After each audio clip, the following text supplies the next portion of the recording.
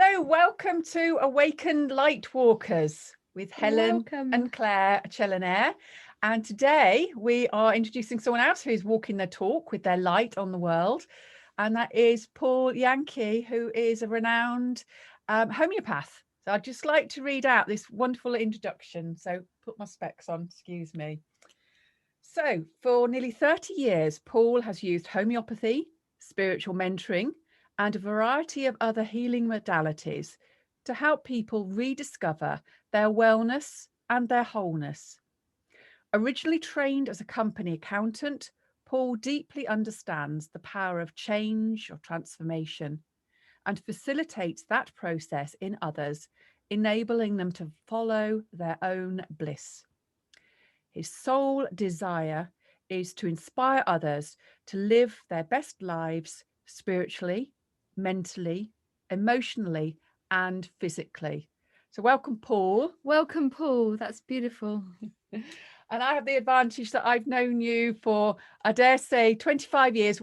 You know, the day we were born, isn't it? Yeah, 25 years ago. Would say that's not an advantage. And we welcome. So we'd like to start with, firstly, one of the reasons I wanted to make sure Helen was in on this recording is because Helen is very experienced homeopath, and behind the scenes that you've had some amazing homeopathic conversations. And I was like, wow, we've got to get you two on the screen together and have this conversation. So maybe just ask, as a lovely introduction, is perhaps you'd like to explain to the viewers, is why do we actually become ill?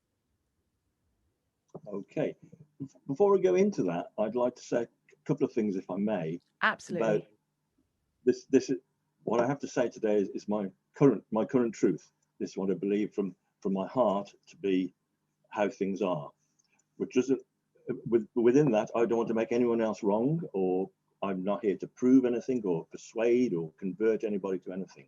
I'm just giving my truth as I see it from my heart. If it resonates with people, all well and good. If not, just leave it. It's not for them. And I'm also aware that some people that listen to this may be ill at the moment, or they may have loved ones who are ill, or they may have lost dear ones to illness. And I in no way want to make light of that, because people do become ill. So I hope nothing I have to say in this is upsetting to them. That's not my intention. I have made copious notes in preparation for this chat. Forgive me if I have to refer to them occasionally, but I'll try and keep it as flowing as I can. Thank you. Thank you. So the first question about becoming ill. I will start it in a minute. Something else I'd like to say is I wanted to do this chat, or be part of this chat, because I think we've got too engrossed in the virus at the moment. It's all about the virus. And I think, me included at times, have been overwhelmed by that and have temporarily lost sight of what illness is really about. It's not just necessarily something that's thrust upon us from an evil God, or of course we made a mistake, or any of those things.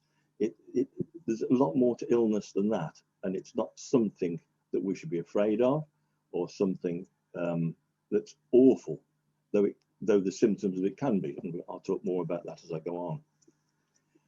So fundamentally, I believe the reason we become ill is it represents a fear of change, a resistance to change. And in my spiritual beliefs, I believe we choose to come to this planet to experience change through growth and evolution and learning and that sort of thing. And yet when we arrive here, we immediately balk against all the changes that are happening. And so that can create a blockage. And what I've seen is that most illnesses result from a blockage in that way. And that may be easily perceived on some of the more emotional and mental problems, such as depression and stuff like that. But it can be difficult to ally that to more physical problems. But to me, they're all linked. The body is intrinsically linked. There's no separate systems. We're all one systems, spiritually, mentally, emotionally and physically. So each one of those has a knock-on effect in the other. And also in my belief structure, I don't believe in such thing as accidents. Everything is part of a divine flow. Everything happens for a reason. And in my deepest understanding, as I mentioned to Claire before she's aware of this belief of mine, is that I believe that we are love, that God is love, if you like. I don't often use the word expression God these days, but my God is love, and therefore everything is love. And in that sense, my God is omnipresent, omnipotent, omniscient, and all those things. So even illness must be of love, because there is nothing else but love. There is only love. So I stopped looking at illness as a bad thing and invite other people to do the same, but to investigate and go within, or get help to go within, to find out what the root cause of an illness is. How's that for openness? Yeah, I agree with everything you said, Paul. I love that. One of the things I've been thinking about the COVID issue lately is that actually I want to keep the right to have a coronavirus, because sometimes my body says, Helen, you need to have a rest and you need to have a detox. And that's what colds and flu are all about. The only ever time I've got flu is when I've been stressed out and overdoing it, and I needed to have a rest and do some healing. Indeed. And when we're in a constant state of tension, we accumulate toxicity, don't we? Because your body holds on to thick toxins. We do. So I haven't quite finished with the why become ill, but that I want to go on from that, which is that's quite important in my understanding. You said you want the coronavirus, but what is a virus? Yeah. Mm-hmm. Yeah. And over many years, I worked in HIV and AIDS for 15 years, and I've studied what viruses were or not, and all those things, and whether they were responsible for illness and all that. And what the conclusion I've come to, and having done a lot more research since then, since COVID hit the headlines, as to exactly what's going on when people talk about viruses. See, I'm one of those deniers. I don't say I want coronavirus, because there isn't a coronavirus. Yeah, maybe I shouldn't have said the coronavirus. I mean, the right to have a healing crisis. I agree with that. And because, as you so rightly said, Helen, that it is a clear out. I want to move the word away from virus, because what I believe viruses are exosomes. Okay, yeah. They are produced within the body to rid the body of toxicity, and that toxicity can be on any level. It can be air pollution, food, medicines, but also it can be toxic thoughts, wearing toxic clothes, listening to toxic music, having toxic relationships. That toxicity is absorbed into all of our cells, and at some point the body wants to clear that out.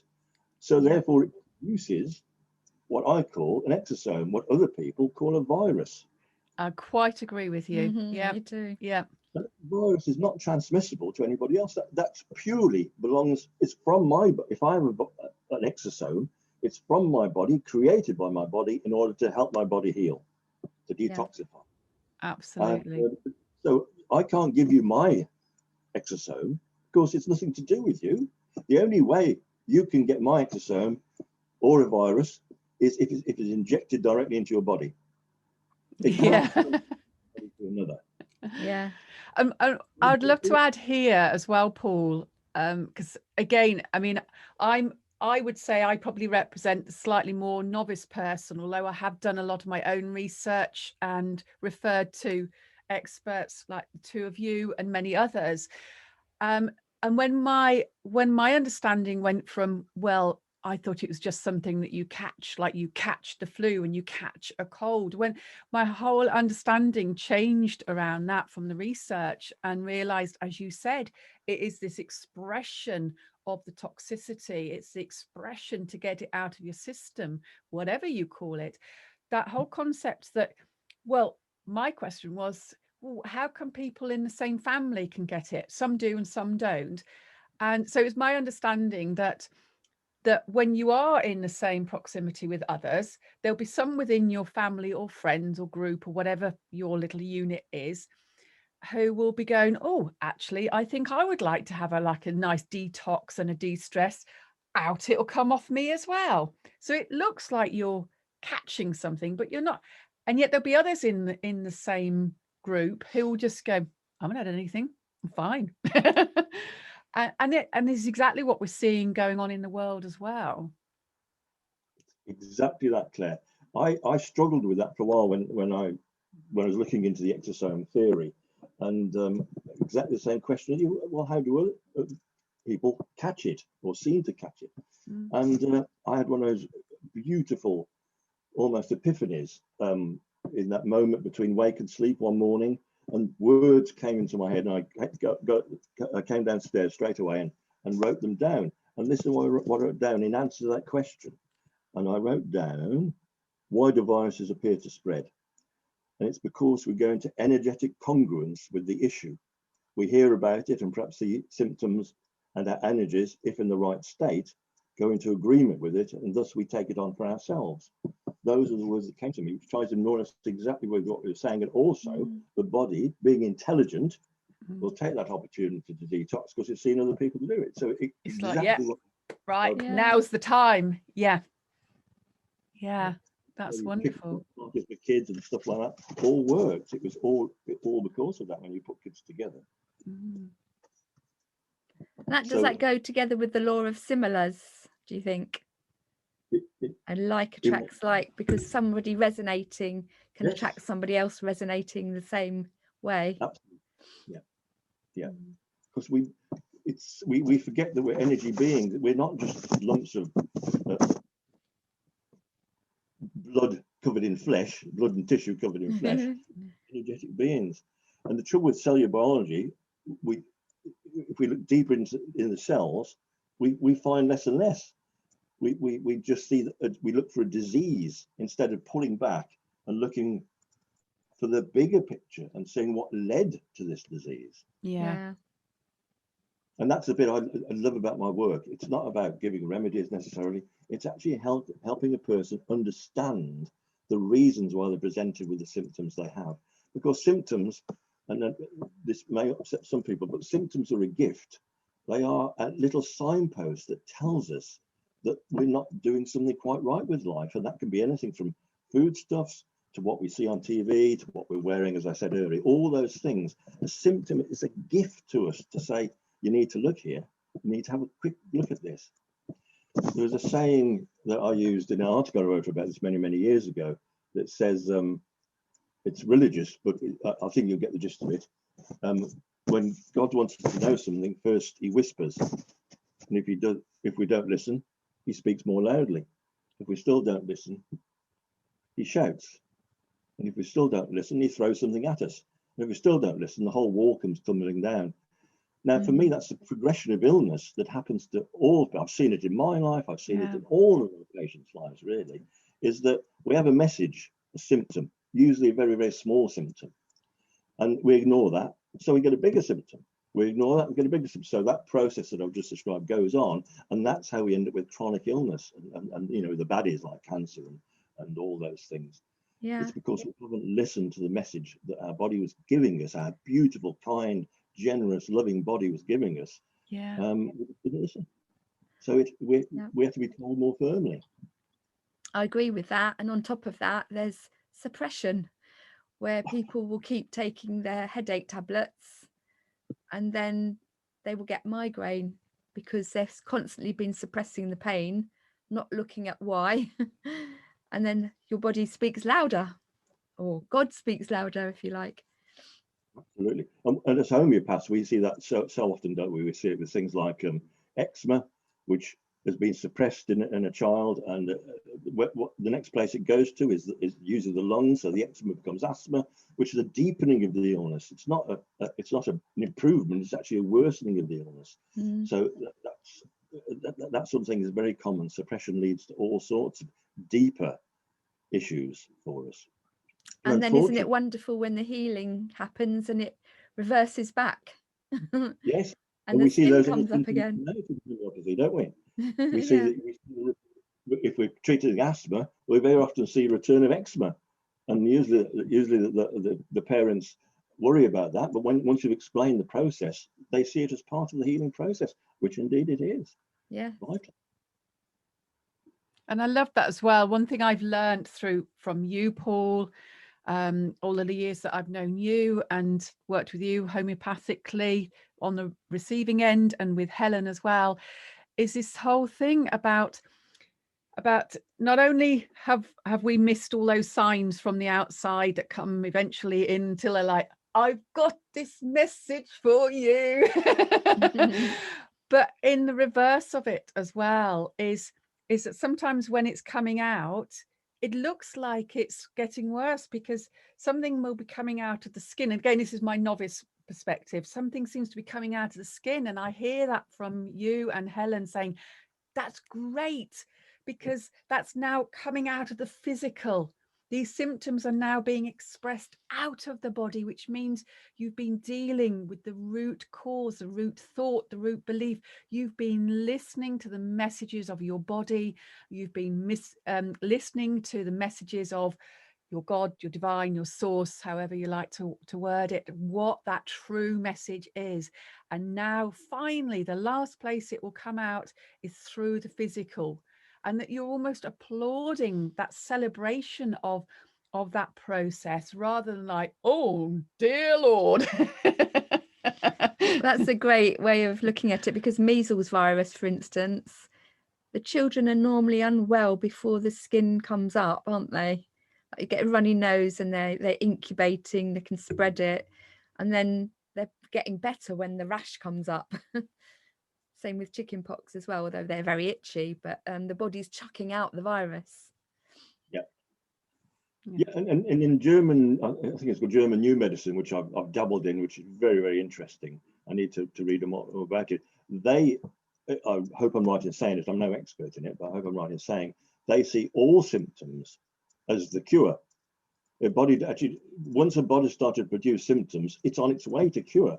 Oh, wow. Yeah. So what do we do in the Western, in the civilized world? We go to a doctor and have it suppressed, and then go into states that we've just talked about. Yeah. So yeah, the symptom is the curing process.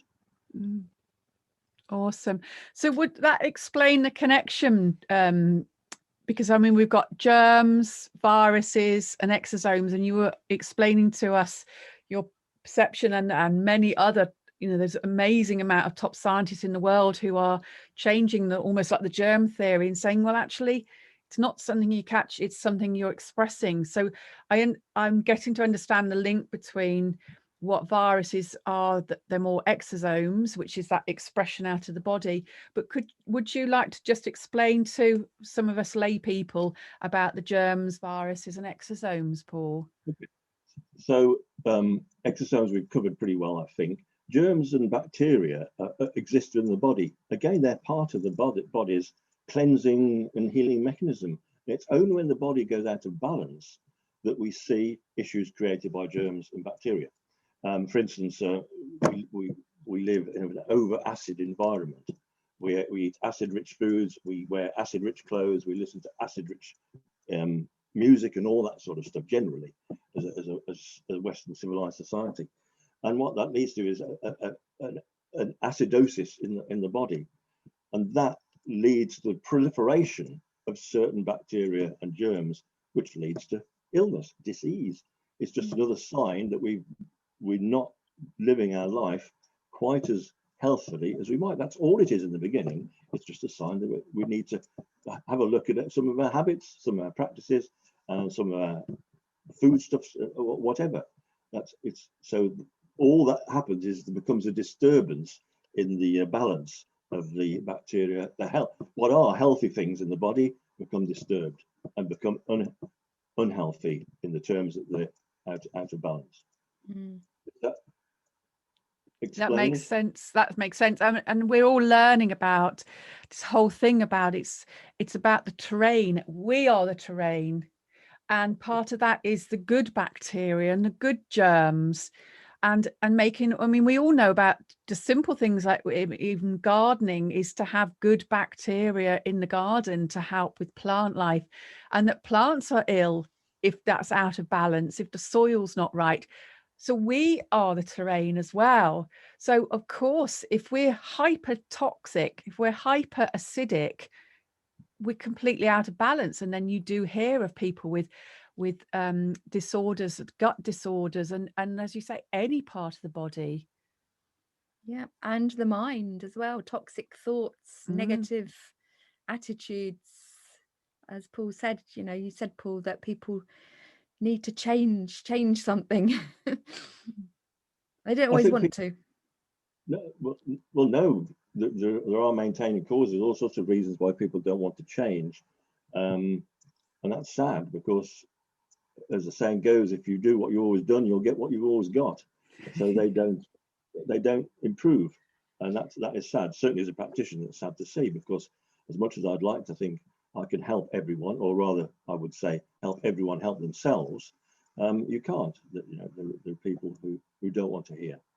Isn't it amazing how sometimes the remedies help that process? Yes, indeed. We treat the mind and the body, and it's great when you see people actually change. Yeah, I agree. I mean, that's one of our specialities, is working with the helping reprogram subconscious beliefs, because again, I mean, we don't want people to feel like, well, am I doing this to myself on purpose? Sometimes we're not. Sometimes we've got those beliefs ingrained in us from childhood, and certainly our sort of generation, because a lot of the new souls that are coming in are just, they don't buy into what's being sort of laid on them, whereas our generations and previous generations, we did as we were told. And some of those beliefs are probably not best for evolution. So and of course they go into our subconscious, and then people are experiencing, why does I keep making an effort? Why does this keep happening? I go so far and I'm back again, so far and I'm back again. Then we work on subconscious beliefs. And of course, it amazes us how many times that is tied into the physical body. It's really surprising. And the energy field as well. We do a lot of energy work with that. So it's really important. And this whole connection of everything that you're describing is all connected. We are this amazing, functioning, highly evolved way of being. And I liked what you said earlier, this intelligence. The body has this hyper intelligence, the energy has a hyper intelligence, that I think we forget how amazing our bodies are at putting itself right, given the right conditions, given the right terrain. Absolutely. Look how many years the human has, how many millions of years the human has survived. There have been viruses, stroke exosomes, since the beginning of the human body. And yet suddenly we have this scandemic that talks about, oh, you have to live in fear. And the fear is the thing that's making more people ill than any germ, virus, parasite, whatever. The fear is the thing that's driving this thing now.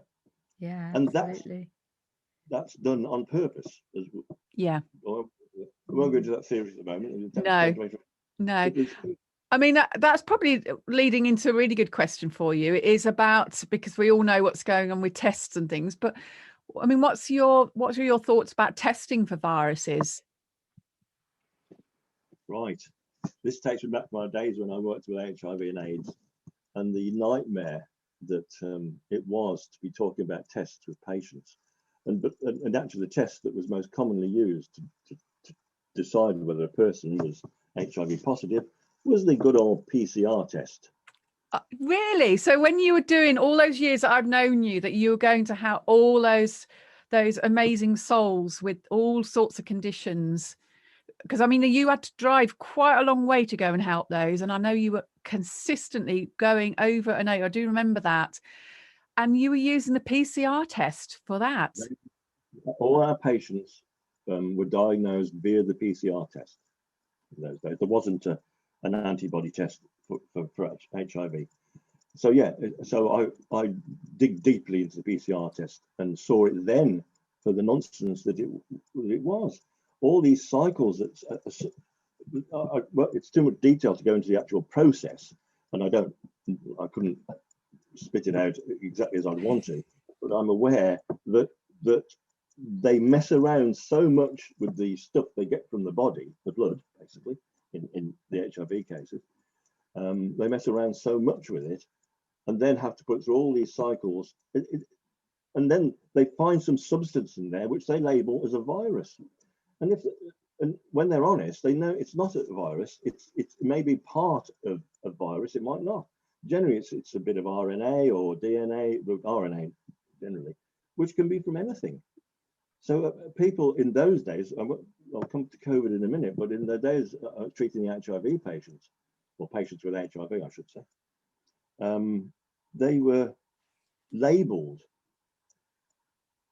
with a death sentence purely on a spurious test that could give, they actually use different, just like they do with COVID, they use different cycles in different countries. So a person could be tested for HIV in England, go over to America, be tested again. It could be positive in England, be negative in America, walk across the border in Canada, and who knows what. It all depends on the number of cycles they use for this particular test, which is supposed to show presence of viruses, but it doesn't. Well, even the maker said, do not use my test to diagnose viruses, the presence of viruses. That's on his statement, on his own PCR test. I mean, we behind the scenes have had lots of conversations about the PCR test, which again, you know, we could probably have another chat about that.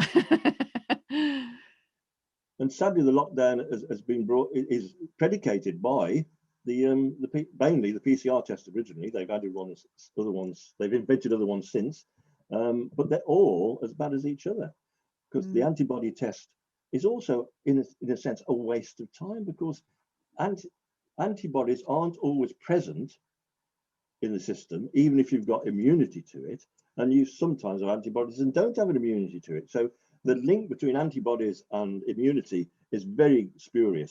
And so the antibody test is also a waste of time. And I found some stuff about the lateral flow test. And this is from a medical article. It says, if a rapid lateral flow test has detected you have COVID-19, you probably don't. Up to 72% of cases identified by the test are false positives, a new review has discovered. So even the lateral flow test, which is one they're using more than anything these days because of its speed and simplicity, it's still, by their own admission, and by my admission, they're 100% wrong, because there isn't a virus, but I won't go back into that. By their own admission, 72% in error. And we're making school kids have this. We're being told to do this twice a week at the home in order to serve the country. You know, testing is a madness. Set aside from the issue of, I don't think a virus is what they say it is. Those are two separate things in a way, but testing is just a load of ball plugging. May I intervene with a little personal question that's popped into my head for both of you? Is something that I can just hear some of the people I speak with will be asking, and I can just hear the voices now. But Claire, and that's, well, what about the people who are supposed to have caught the virus and died? Now, I know, and we've all discussed, that they are people who've got comorbidities, but how would you explain to somebody, but to both of you this is, how would you explain to somebody who goes, yes, but my relative or friend caught that and then died? Now, I know we're not going into, well, actually, it was probably labelled wrong, because I know there's a huge thing.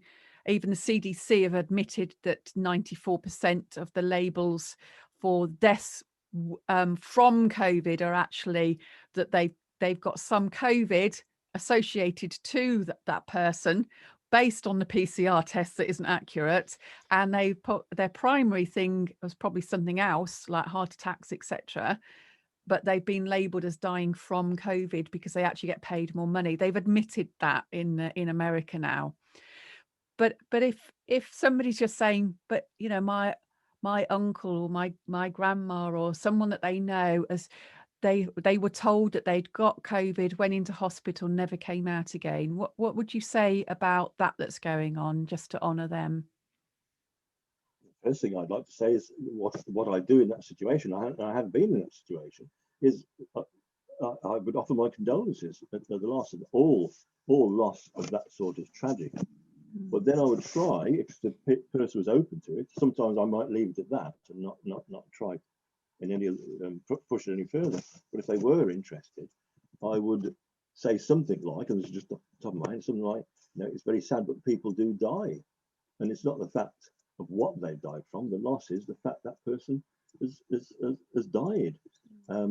However, in my belief, they didn't die from COVID. Did they have anything else wrong with them at the time? And I just asked that question, if they wanted to go down that route. Generally, people don't. They're too busy grieving. But you're quite right, the comorbidities, the morbidity, that comorbidity, because there's nothing to be with, as far as I'm concerned. Of course, yeah. I can say this to you openly, and I don't, again, apologies to people who are suffering or have lost people. People die. It happens. People get ill for all the reasons we've said, and people die. Yeah. But they're not. And again, the statistics tell us more people aren't dying than usually die. And if they are, because there's lots of argument about those figures, if the figures are slightly high, then we need to look out into the world and say, well, why might be more people dying at the moment? Because I'm sure as eggs is eggs, it ain't from some virus. Look at 5G. Look at the pollution that we now do. Look at the diets of the average person, not wishing to run anybody down, but we eat crap. And we don't exercise, we don't go to nature often enough, we don't drink healthy, clean water, all those things. More and more people will die, of course they will. But stop looking at the one cause. That's what I want to say to people. That's really what I want to be part of this chat today. Please, please, please stop looking at one cause for this thing, because it's not a virus, not 5G. That's part of it, but there's so many other things to be looking at within that. Of course. Yeah, and people do die from flu. They always have. Wasn't it 300 and something thousand every year die from flu? Complications, of course, which is usually pneumonia, isn't it? Yes, that's exactly. So I don't even like using the word flu, because that implies yet another virus. And yeah, exactly. Yeah. And as homeopaths, we don't really need to have a diagnosis, although we do, because we want to make sure that we're following the right protocol. But symptoms are what we're looking at. We look at the whole person and why, not the label so much. Exactly. That's one of the many things I love about homeopathy is we don't diagnose, we don't need to.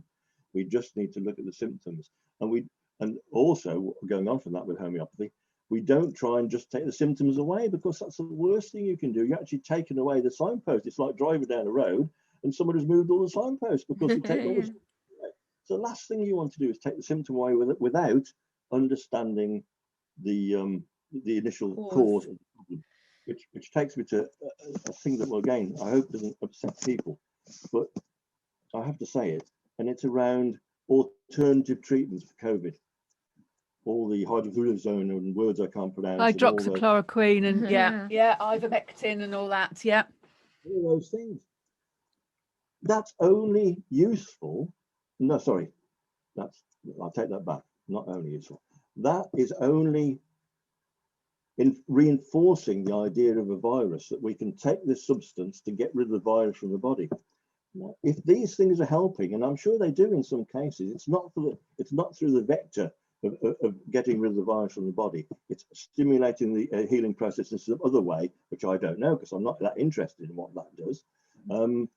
So its mechanism is nothing to do with removing the virus. And it upsets me a little when people get so caught up in look at the alternative treatments for COVID, because there isn't COVID.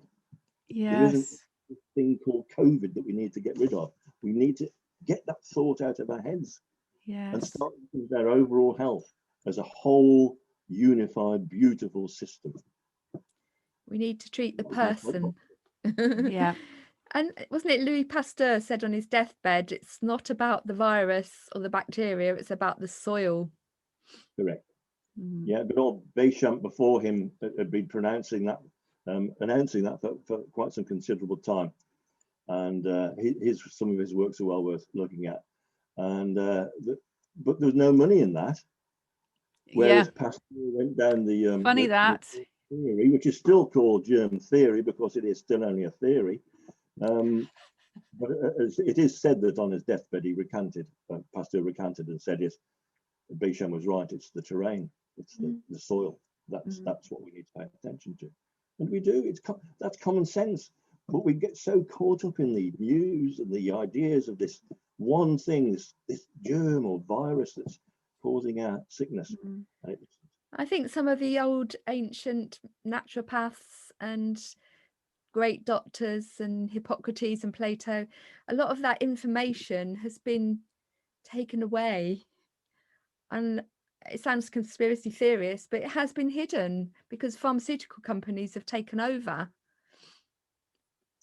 Because I've got some old medical books that are over 100 years old, and it's got a balance of, medications and homeopathic remedies in there.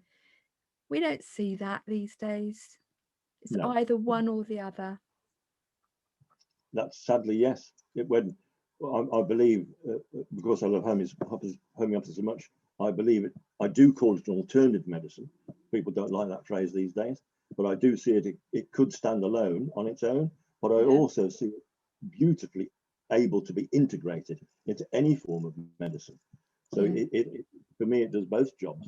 And it is a shame that it's been so sidelined, purely, as you say, Helen, because of the big pharma and trying to diss it. And they're not going to make money out of homeopathy until they try and standardize it, which they have several attempts in the time I've been a homeopath. There's all sorts of attempts to bring it under control because they see its worth, but they can't do that with homeopathy.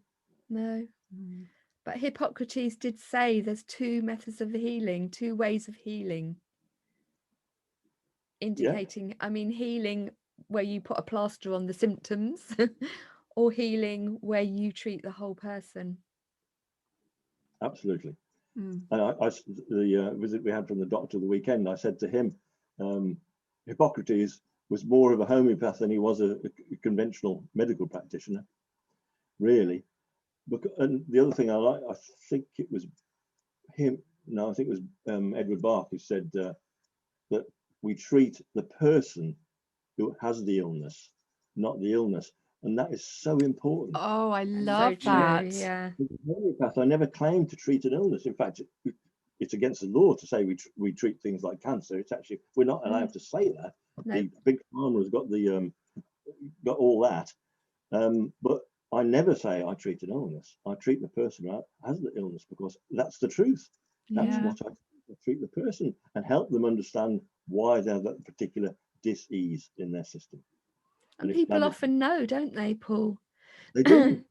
When you ask them that deep question, they often know. Yeah, it's surprising what surfaces when you start diving into what's really going on for that person. It's beautiful. Yeah. I know the profound effect that you had on my pregnancy, that whenever I used to go to antenatal classes. Just want to clarify that. Sorry? Yeah, be careful what you say. I just want to clarify that. Yeah, get you into trouble. Sorry, Lisa. Yeah, through my own pregnancy, it was nothing to do with Paul. But when I used to go to the antenatal classes, and all the mums, they were going through all sorts of things, which I thought, well, the things that you're describing as being really awful, I thought that's the beauty of this child growing within me. And then you helped me, because I used to see you every month, and you helped me with everything that my body needed to become the mother host for this beautiful life that was emerging on earth. So not only was I experiencing it emotionally as a wonderful experience, and energetically, because energetically from homeopathy as well, but you also gave me the things that I needed for my body. So physically, it became as easy as possible, until there was no room for any of my organs left by the time Kieran was growing. So he was quite a big baby in the end. But yes, yeah, lovely indigestion. Thanks, Kieran. But what a difference that made to my whole experience. And I know it wasn't just a fluke, because I know what the other ladies were describing. I could very easily have experienced what they were going through, but also the mentality I had from it is, well, I am expecting that my body's going to go through a lot of changes. So everything that we can do, and this is what you and Helen both do with people, whatever they are experiencing, whether it's the experience of creating life, or whether it is an illness or disease or anything like that, you are helping to support the body whilst going into what is the root cause. So then it evolves and heals and works its way. The body does its own magic, because it is an incredible vehicle. Yeah. It is incredible. Talking about pregnancies, I can remember when I was training, one of my tutors for homeopathy, that is, one of my tutors treated lots of pregnant mothers, and she had feedback from one of the pediatricians, and he said, these homeopathic babies are so healthy. Wow. Well, there you go. There you go. I'd like to bring it round, because one thing that we are facing, and this is why we've started up all of these conversations, is because, I mean, we call it scamdemic, plandemic, case-demic, but the label of things being pandemics, would you dive into some of the similarities to previous so-called pandemics as well? Because there have been a few in the past, haven't there? There have been a few that have been invented to frighten us. Of course, that, for me, in my understanding, that's the sole purpose of these particularly invented things. I suppose I'd start with HIV and AIDS, really, as that's the one I was aware of first and was most intimately involved with. And you're probably too young to remember the scare stories that were out around the time where AIDS was first discovered, for want of a better word. And it was going to wipe out mankind. It started in certain groups of people, supposedly, but then it was spread by sexual intercourse or sexual practices. And because most of us indulge in those at some time or other, it was going to destroy us all unless we took very special precautions and had to be very, very careful. And unfortunately, many people did have the label of HIV and or AIDS, but nowhere near the quantities that we were told, that we were warned was going to happen. It was going to be one of those things that wiped out mankind, basically. What, you mean someone did a prediction and it was really false and exaggerated? How? This sounds very familiar. Doesn't it? And it still goes on. Then we have things like the West Nile, bird flu, SARS, swine flu, Ebola, Zika, MERS. All those have been in the last few decades. And what's become of them? People say, well, people died from them. But again, if you look more deeply into it, did they really die from them? Or was it actually something else? And going back to HIV, it's a sad, I again re-emphasize the fact it's sad that people die. You know, it always affects someone. It's always a tragedy for someone, but people do die. And they talk, it really used to, again, upset me when they talked about all the HIV in Africa.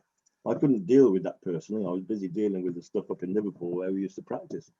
But I was aware of what they're saying about how prevalent HIV was in Africa, AIDS was in Africa. When I looked into it, and I was so honoured to have actually helped people train, because we had people coming to sit in with us up in the HIV clinic in Liverpool, and some of those went out to Africa to work over there. And the stories they came back with confirmed what I read in other medical material about it's nothing to do with a disease, it's to do with dirty water, lack of food, moving people about, taking their land away from them, treating them like slaves. That's what people were dying from. And that was proven by one of my colleagues going over there, and he worked in a place. And they found just by taking them out of their horrible circumstances and just giving them good food, clean water, basic hygiene, and those things, strange enough, they didn't have AIDS anymore. They weren't poorly anymore, and they had none of the retrovirals. They had none of the drugs, none of the AZT that people have over in the Western world, and yet they were better all of a sudden. Proof enough to me that it was another one of those scams, another one of those lies around illness.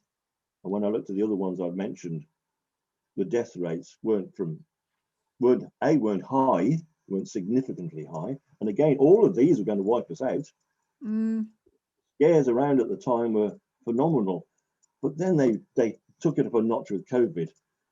They really took up a notch with and paralyzed the world because of an illness that's killed how many hundred thousand people? What percentage of the population? It's scary. It's funny how it's gone all quiet as well, isn't it? Yeah, because people are starting to catch on, I think. Did you ever hear the research that was done around the time when they've talked about the Spanish flu? So at the end of World War I, that they actually traced it back to somewhere in like Southern America, where it actually came from a military base where they'd introduced all the was it radio waves or something? They'd introduced some new way of communicating that was causing harm on the body. It sounded a bit like the sort of 1914 version of well, it'd be 1918 after World War I, wouldn't it? It sounds like the sort of 5G version back in 1918, and somehow they've labelled it as Spanish flu rather than actually that naval base.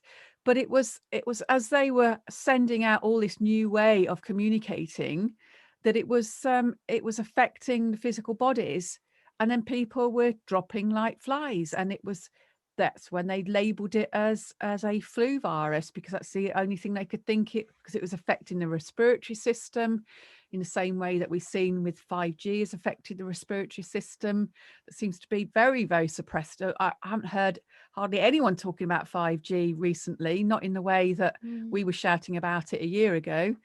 So yeah, anyone who wants to chat about it with me and give me information, I'll carry on because I love it.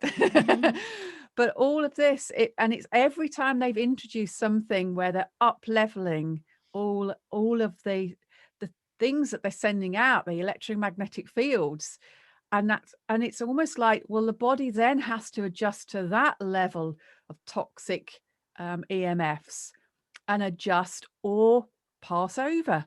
If your body can't cope with that level of toxicity from that direction, then you leave. And then the rest of us have to evolve and adapt and then recover. And then hopefully we compensate by reducing the toxins in our food and our clothes and our environment. And but interesting how the same patterns of so-called pandemics have also aligned with the next level of communication going out around the world. Have you come across that at all, Paul? I certainly have, yes. I can't remember the name. Is it Kaufman? No, I can't remember. The chap. Andy Kaufman? It might be him, might be somebody else. No, yep. Can't remember. But yeah, I watched a lecture of his about exactly that. And yes, I see the relevance of that, because it is more toxicity. When you look at the general health of the population, since so much electromagnetic radiation came onto the earth, we think we live in a healthy society because the medicine is supposed to be better. Well, we didn't see chronic illnesses to the degree that we have chronic illnesses now. When I was younger, chronic illness, we saw acute illnesses where you die or get better. Those were quite common when I was younger. But the chronic illnesses we have now, we sort of swapped acute illnesses for these chronic illnesses. And I really believe that pollution, of which electromagnetic radiation is a major factor, is a big part of that. So people often ask about the Spanish flu in particular, and I came across this isn't my own, but I thought it was interesting as an addition, because I still believe that what you're saying is right, the effect that EMFs have on us.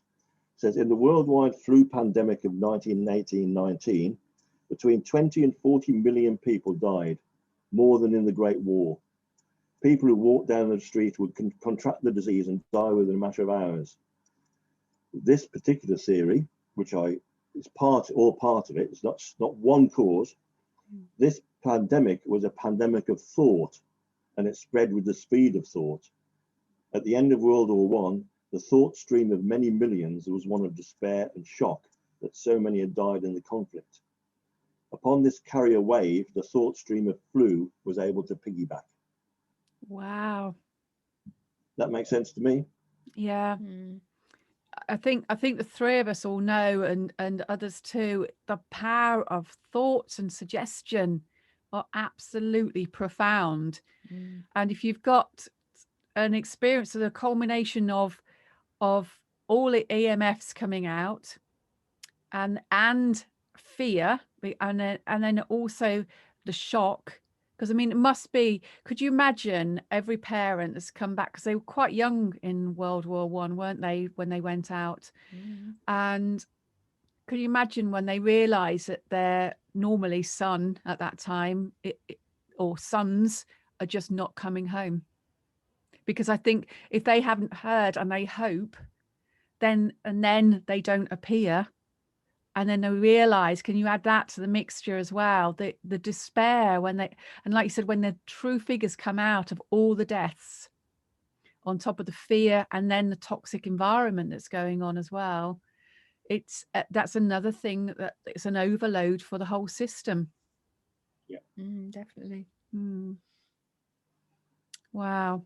Yeah. And so, I mean, I've certainly heard again the thing about Wuhan in the early days of the scandemic, as you call it, scamdemic with an M, is that if you follow where 5G is introduced in the world, that's exactly the same path as where the the so-called virus is supposed to be getting people and killing people, and yet the strange symptoms in their lungs were having the same effect as people who have sort of altitude sickness and things like that, where, and again, that's the effects of 5G on the body, and these aren't things that viruses are normally doing. But as you say, you both explain that viruses is the exosomes coming out of the body, releasing the toxins, releasing everything that you need to release. But those lung symptoms were very much a 5G symptom.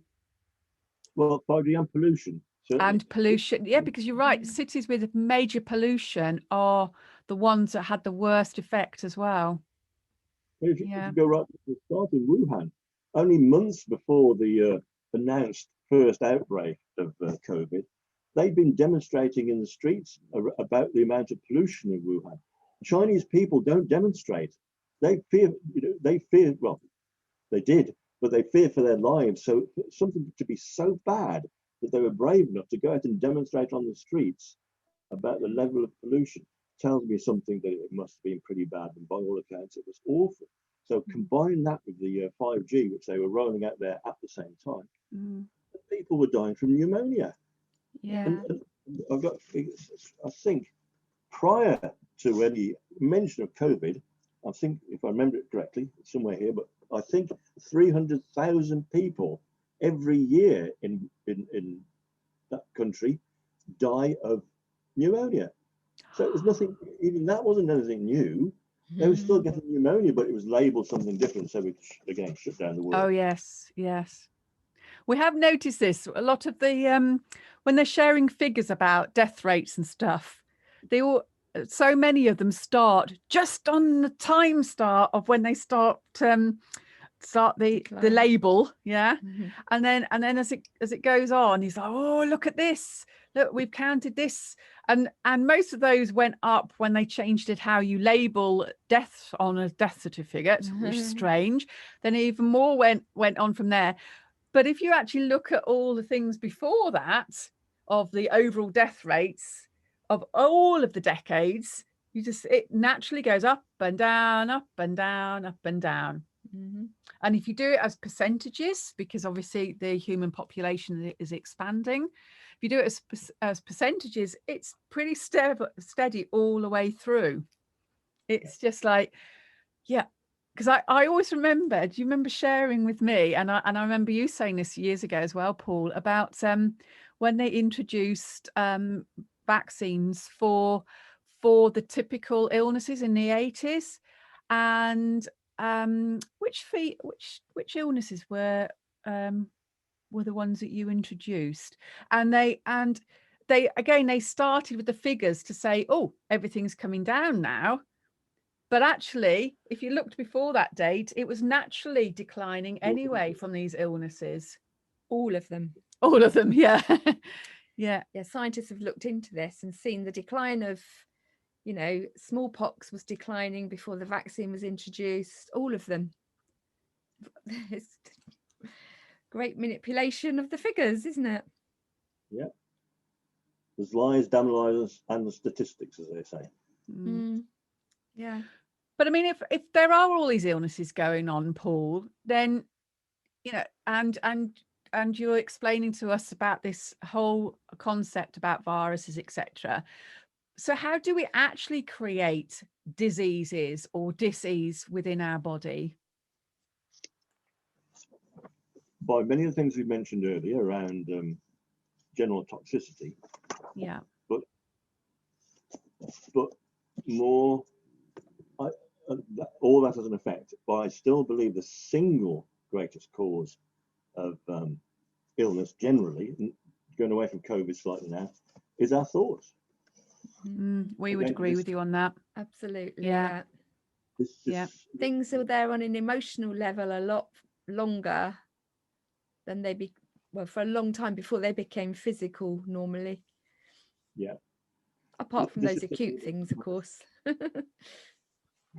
I'm just going to refer to a note that I wrote down earlier about that. It says, by blocking off the flow of life force energy to the cells, that's how we create disease, by blocking off the flow of life force energy into the cells. By changing the thought structure around the cell, interfering with the cells and causing a disruption and distortion of the proper directed flow of the life force to the cell. With a conscious universe, the human body, rather than being controlled by genes and biochemistry, is dancing to the tune of consciousness and subtle energy. This is then mirrored in changes in our biochemistry, neurology, organs, muscles, and physical structure, and even in how our genes are expressed. In other words, what happens at a physical level is merely a symptom of what is occurring at higher levels of the organization. Within this new model, changes in the body unfold into physical reality from the invisible realms of energy consciousness, which is exactly what cutting-edge research in biology is demonstrating. The old paradigm suggested the body is a biochemical machine controlled by genes and sometimes invaded by bacteria and viruses. The new paradigm says the body is an energetic reality shaped by the field of consciousness. I absolutely love that, Paul. Thank you. Wow, we might have to get that one printed up and framed, because that is so beautiful. And that just reminded me of the vital force which we're trained as homeopaths to look at, which is somebody's energy, your vitality. And by assessing that, you can see where they're out of alignment. Yeah. It's all about vitality, isn't it?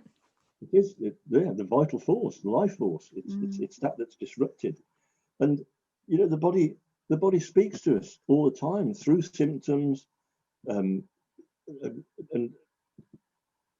I'm a great believer in Louise Hay is one of my heroines in terms of helping people to understand why they're well. So we have all that help from Louise Hay, and and when I'm looking at a person's disease, I use Louise Hay, and then I look at the chakra system, which not everybody's familiar with, but I think it's a vital insight into a person's well-being.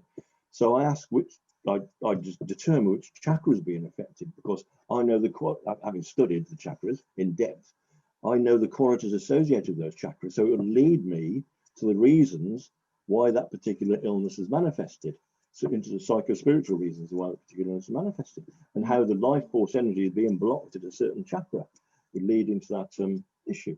And that's what I love about what I do, is that it's almost like detective work, really, but you're in association with a patient, and you're shining a light into the depths of their being for them to see what's created the disturbance in their vital force.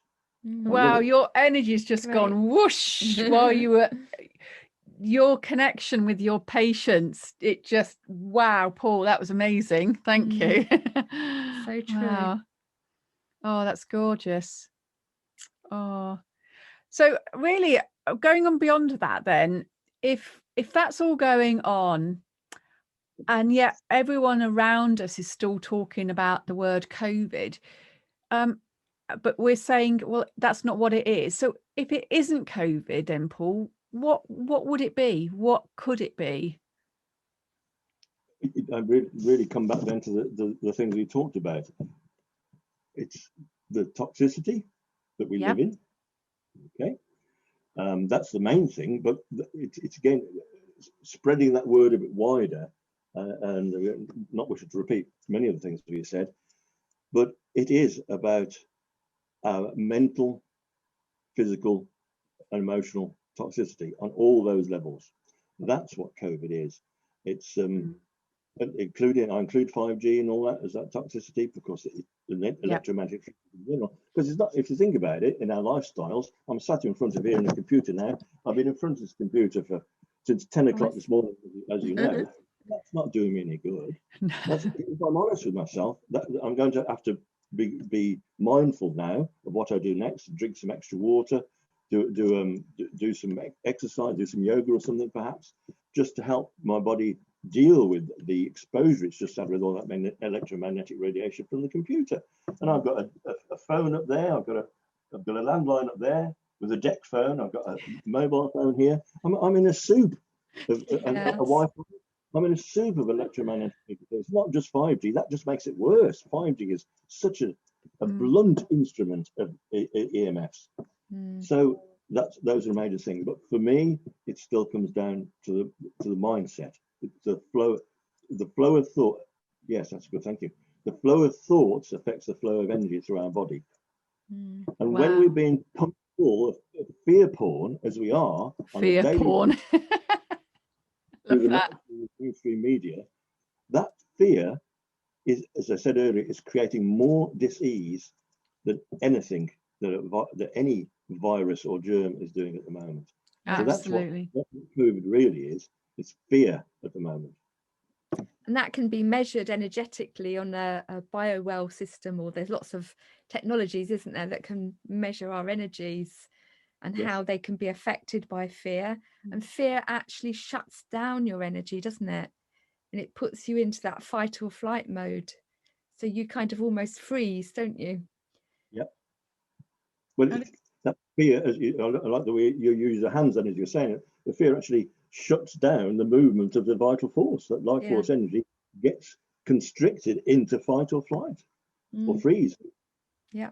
Imagine the and stress. Emotionally it shuts you down as well, so you won't move. You stay in that fear, or you can switch yourself out of it, hopefully. Well, with help, that's why I must emphasize that we all need help with this at times. We all need to know that there are other ways of dealing with things, but we sometimes need to have it pointed out to us that we're not thinking the right sort of thoughts. We're not having the right sort of, I won't say right, I don't know whether right or wrong. We're not having thoughts or feelings or emotions that are supportive of our well-being. So we need wise people who can help us. Because if we're in the box, we can't read the label on the outside. We need someone else to read that label for us. All I see, what I do as a practitioner really, is I can see something in you that you're at the moment unable to see. Let me try and explore that with you. Let me read that label to you, see if it makes sense to you, see if it has a resonance with you. And it's also your experience. I mean, it's all your years, 30 years experience of being able to recognize things, So, if someone's expressing something to you, you've probably heard it all before. And then you've got this unique soul in front of you who's got their own version of that. So both of you have got an amazing track record of how you've helped people over the years. And that's what people need, is people like you who can just say, right, okay, I understand where you are. I understand. Right, let's go from here. Because it also, the feeling of having that support for somebody who is struggling, whether it's emotionally, physically, mentally, to know someone's in your corner with you, who's saying, this is okay, everything's okay, you will be okay. Let's validate where you are now, but let's take you to another level. Let's up level you. We facilitate, don't we, Paul? Facilitators.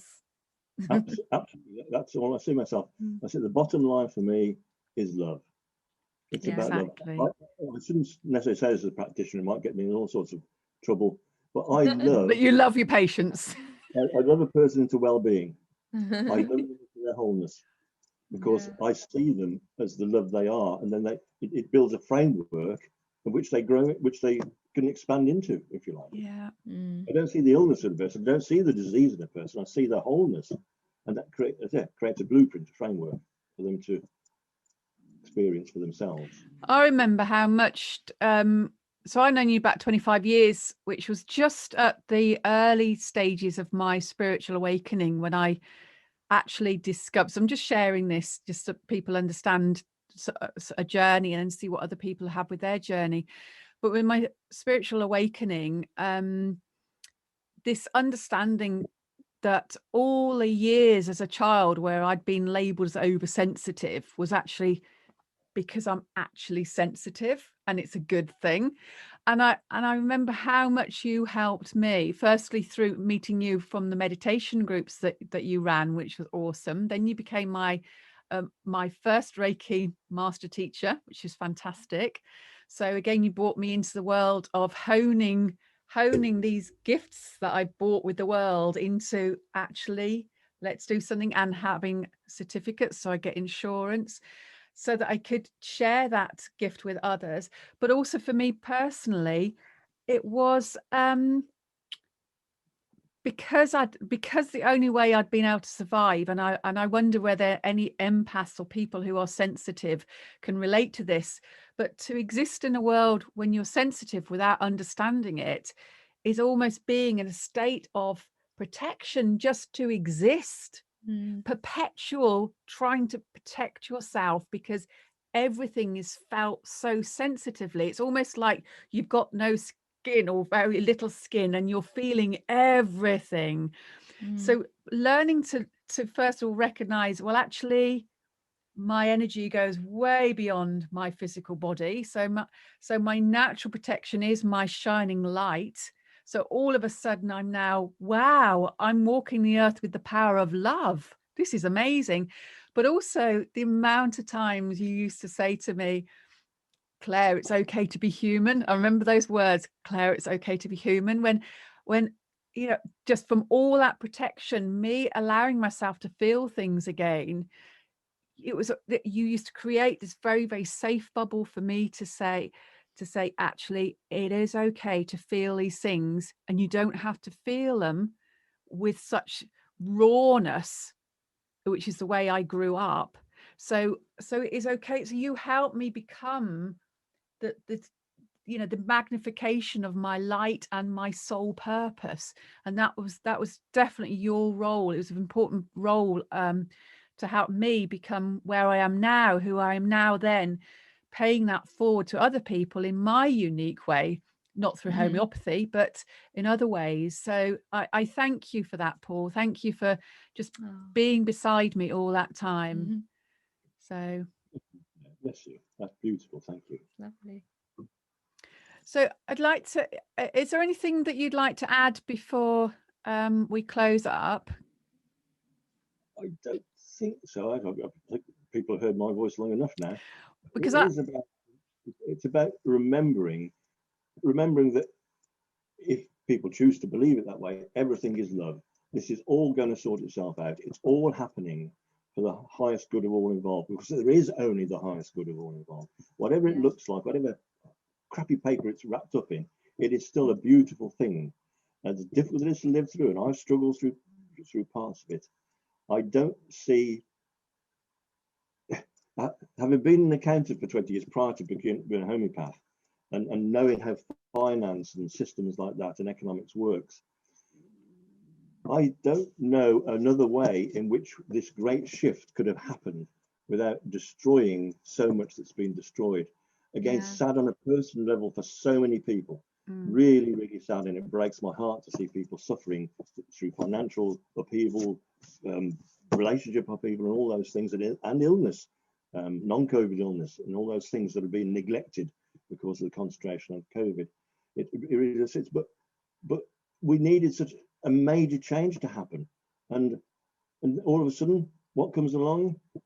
A so-called virus, and the world shuts down and is ready for something new. And that the birth pangs of this something new are painful, as any birth is. I see it as the either lotus breaking out of the bud. It's said the lotus screams as it comes out of the bud, but I prefer to liken it to a chrysalis. But that gunk and stuff in the body of the chrysalis is all being changed and metamorphosed, and then all of a sudden out emerges again with pain and effort, tremendous effort, a butterfly emerges from this chrysalis, and that's where I see we're going at the moment. Yeah, definitely. That's what I've got. Wow. My bit on this is for people to keep that image in their minds, that we're going through this metamorphosis, and a butterfly, this most beautiful butterfly you can imagine, is going to emerge very soon. Oh, Paul, that is lovely, absolutely Paul. Spectacular. I mean, we constantly do future visions where the world is that beautiful butterfly, is those finer vibrations, is this evolved society where everyone is caring for everyone else, everyone has their basic needs met in a loving, abundant way. There is kindness and goodness, and there is that opportunity for people to be who they truly are meant to be on earth, right? So what you've described that's exactly how it feels, and people let us know if that's how it feels for you, that we're certainly in the mush, aren't we? And I have to add, there's a return of respect for our bodies, for our planet, for our soils, our animals. It's a return of respect and allowing of true nature and love. I love that. And of course, we also know there's many other reasons why we've had to be just contained in this way, and people have had to be kept still in their countries. So even though it's a spiritual awakening, there's also practical things to really, really alter the world on much deeper levels as well. That's been going on behind the scenes as well. Foundations. So, yes, exactly. So we will share, because you do work with people, and I know you do work over your laptop or via Zoom or other places. And I know if people are local to you in Leominster in Shropshire in the UK, but if you're not local and you want to contact Paul, we will put Paul's details either on the video or below. We'll make sure you've got contact details. So if you just feel that you want to reach out, make contact with Paul, whether you want to learn more about what he does, how he could help you, or just make any form of contact, then we will make sure that you've got the contact details. And with great love and respect for you, Paul, and we really thank you for your valuable time and your wisdom and sharing your loving heart energy with all of us. Yeah, thank you, Paul. It's been really enlightening. And thank you to Helen. Thank you for the opportunity. I've really enjoyed it. I hope it is a benefit for people. I'm sure. We will ask around. I suspect I'm going to be asked for you to be interviewed again, because a few of the awakened light walkers when they heard that you're being interviewed, they were like, oh, let me know, let me know. So there is a great interest in this. So even if we just decide, we'll connect again and decide whether we do an in-depth study on something and share some more information. But if you can spare the time, we would really value that, Paul. I'd be honoured. Thank you. Oh, thank you, Paul. So we wish everyone well in the world. You're doing amazing. Just keep shining your beautiful light, walking your talk and talking your walk, and just being you. Thank you for being on Earth, and thank you for being with us today. And we'll catch up with you again. And like all of us here today, we're going to maintain our balance by getting some fresh air, drinking some water, and getting away from the technology now. Honor yourselves. Thank you. Bye. Bye.